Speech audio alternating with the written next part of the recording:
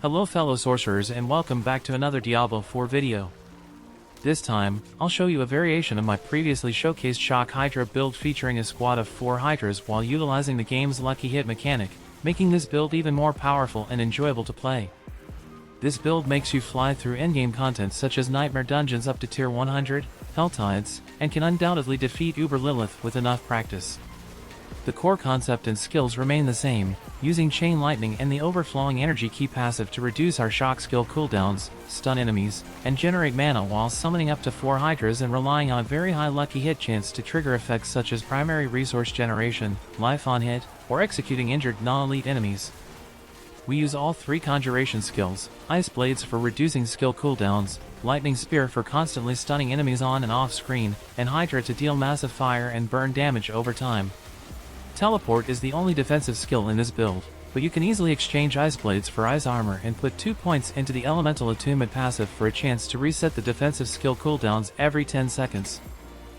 We are using the Frozen Orb enchantment to make enemies vulnerable and for the chance of additional lucky hit procs, and the Hydra enchantment to maximize the damage output with up to 2 additional 5-headed Hydras.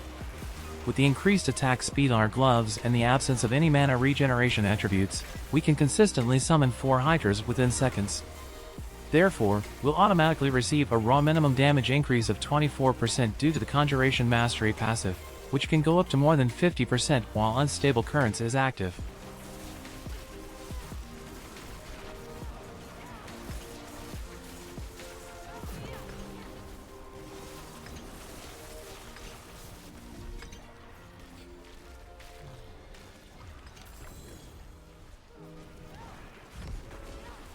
This build heavily relies on the lucky hit mechanic, so the higher the lucky hit chance on our gear, the more we can benefit from various effects and survivability aspects, allowing for a seemingly more aggressive playstyle.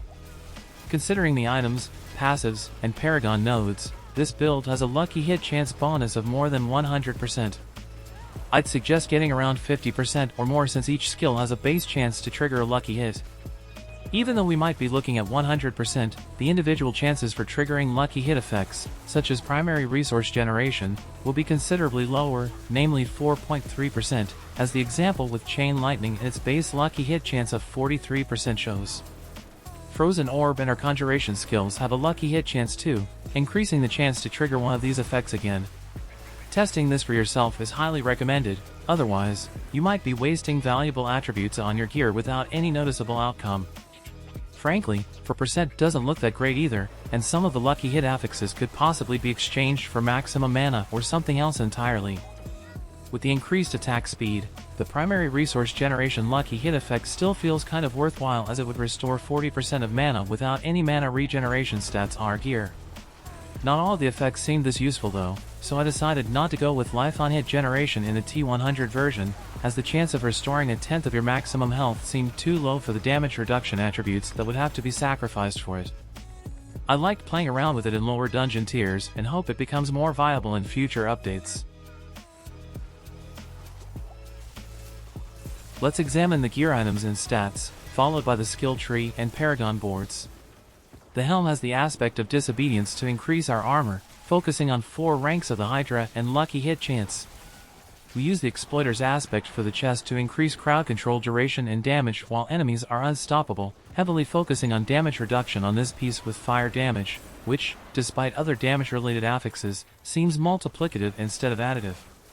More armor or maximum life will help you stay alive for longer.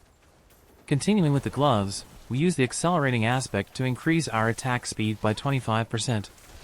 It should also have the lucky hit attributes to increase the chance and restore the primary resource. Like the chest, our pants remain the most critical piece when it comes to staying alive, primarily focusing on anything related to damage reduction, together with the ever-living aspect to take less damage from crowd-controlled or vulnerable enemies.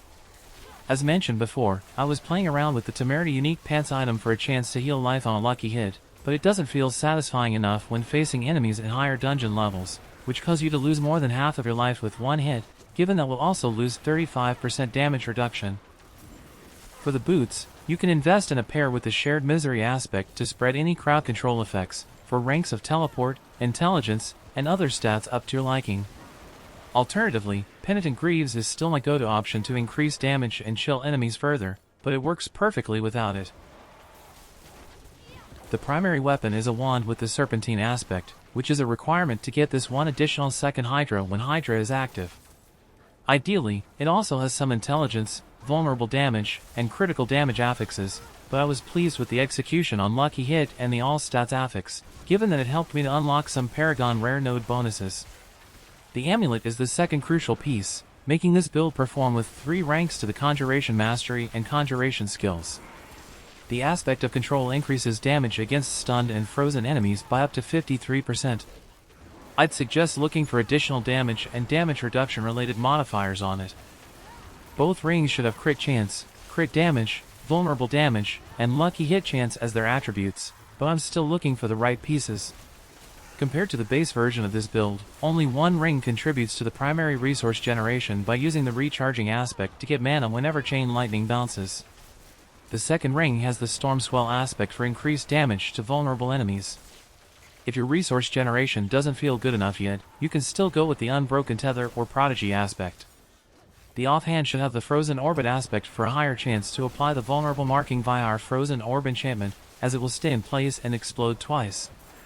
You want to focus on the Lucky Hit stat for primary resource generation and Lucky Hit chance. If you'd like to explore the option of restoring life on hit with Temerity, you can put a second stat on the offhand to increase the chance for it to trigger. My character had around 4,800 attack power, 5,600 armor, and 10,600 life. Despite these numbers being lower than the original build, it feels much better to play it in terms of damage output and survivability, also because I was lucky enough to find better damage reduction stats on my items.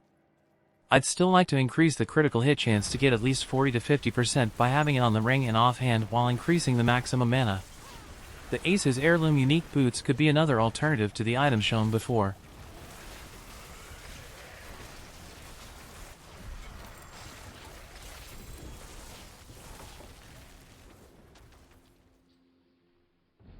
Heading over to the skill tree and starting from the top, it doesn't matter which basic skill you choose, as we don't need it in this build.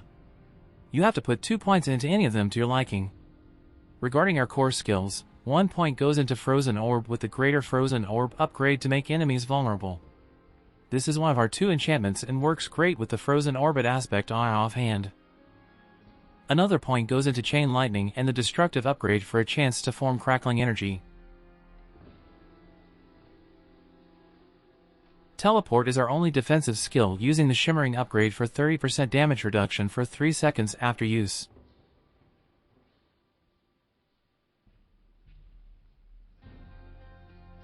Coming to the main section, the Conjuration skills.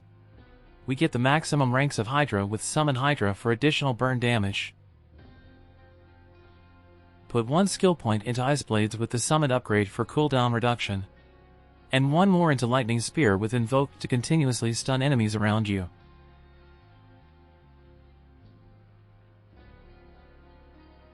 We are also maxing out the Conjuration Mastery passive for a 6% damage increase for each active conjuration. In addition, we take advantage of Mana Shield's 21% damage reduction passive and put at least 1 point into the Protection passive for granting a barrier when using a cooldown. Looking at the Mastery skills section, we put 2 points into Inner Flames for a 6% damage increase when healthy and 3 points into Devouring Blaze to increase our critical strike damage against burning enemies, with 2 points into Static Discharge and 3 points into Invigorating Conduit for primary resource generation. Ultimately, we want to maximize our damage with 3 more points into the Hoarfrost passive against chilled and frozen enemies. Next, we use Unstable Currents with the Prime upgrade for more attack speed. After that, we go with Electrocution for less damage from enemies struck with lightning, and Convulsions for another chance to stun enemies. And finally, we wrap it up with Overflowing Energy as our key passive for cooldown reduction of our shock skills.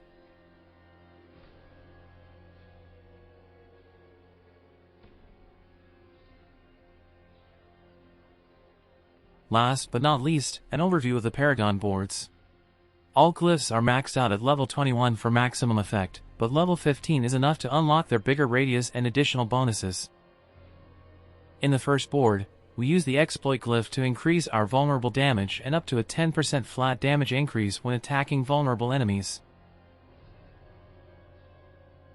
The second board is Burning Instinct. We take its legendary node, which increases the burning damage of Hydra based on our critical strike damage and intelligence. The destruction glyph increases our critical strike damage, and we grab 4 of the 6 available rare nodes for damage to burning enemies and damage reduction. Due to our increased lucky hit chance in your playstyle, you might also want to experiment with the color rare node for a chance to execute injured non-elites. The third board to the top is Searing Heat. Since we are not using Fireball or Meteor, we leave out the legendary node and miss out on some fire damage in the top left corner. Nevertheless, we take what we get by using the Conjurer glyph to maximize the damage of our conjuration skills and the 3 rare nodes Flame Touched, Ashes and Combustion for more fire damage and resistance on the bottom right side. The fourth board is Frigid Fate. Its legendary node provides us up to 15% additional lucky hit chance if we are dealing cold damage to our targets, which our Frozen Orb enchantment automatically does for us. We use the Tactician glyph to boost our vulnerable damage and intelligence stats. Next to the rare nodes close to the glyph, we also get the oppressive rare node in the top left corner for even more damage to vulnerable enemies. Circulating back to the left, our fifth board is Enchantment Master. We don't care about its legendary node. Still, we are interested in the non-physical related rare nodes and Elementalist glyph since we use 3 elements, fire, cold, and lightning, to get the maximum benefit from it.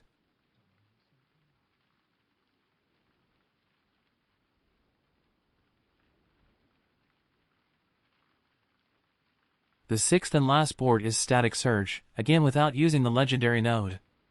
This board mainly serves to socket another glyph. I decided to go with Control for another multiplicative damage boost to chilled, frozen, and stun enemies.